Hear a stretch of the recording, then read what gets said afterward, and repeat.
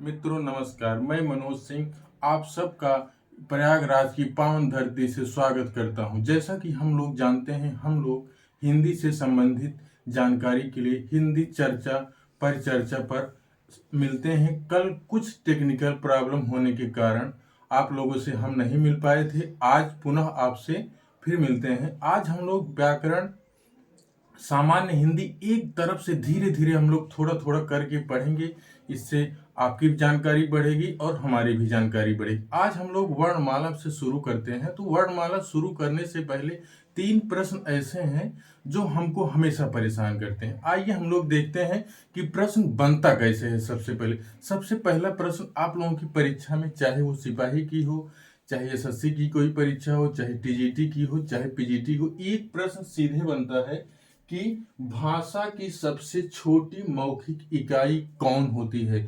तो हम लोगों की अगर मौखिक शब्द जुड़ जाता है तो हो जाएगा ध्वनि, क्योंकि मौखिक बातें हम लोग लिख नहीं सकते हैं। उसको सिर्फ, जैसे मान लीजिए अभी कोई आवाज, चाहे बर्तन खटक जाए या कोई ढोल बज रही है, उसको हम अपने शब्दों में नहीं व्यक्त कर सकते हैं। उसको ध्वनि के माध्यम से ही हम समझ सकते हैं, ना कि उसको लिख सकते हैं। तो प्रश्न अगर आता है तो भाषा की सबसे छोटी मौखिक इकाई क्या होगी, तो हमारा ध्वनि हो जाएगा। एक प्रश्न पहला। दूसरा प्रश्न बनता है कि भाषा की सबसे छोटी लिखित इकाई क्या होगी, तो वर्ण हो जाएगा, क्योंकि वर्ण को चाहे का हो, चाहे खा हो, चाहे आ हो, उसको हम लिखित रूप से लिख सकते हैं। तो भाषा की सबसे छोटी इकाई अगर लिखित रूप में प्रश्न आता है तो हमको वर्ण करना है।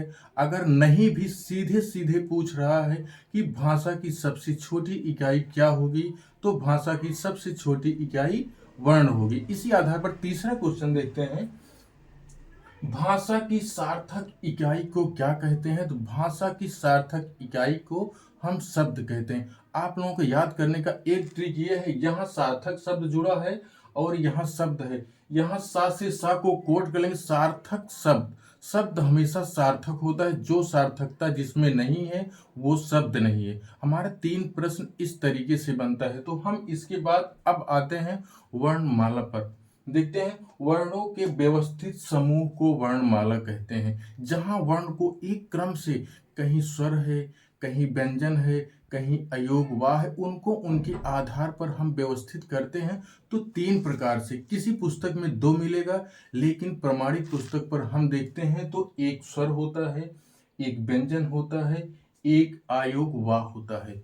जो अयोगवाह हमेशा स्वर के साथ और व्यंजन के साथ, दोनों के साथ चलता है, जबकि अयोग का ही अर्थ होता है जो योग न हो। योग न होने पर भी योग हो रहा है ना, अयोग मतलब योग न हो। योग न होने के साथ भी वो स्वर के साथ भी चल सकता है और व्यंजन के साथ भी चल सकता है।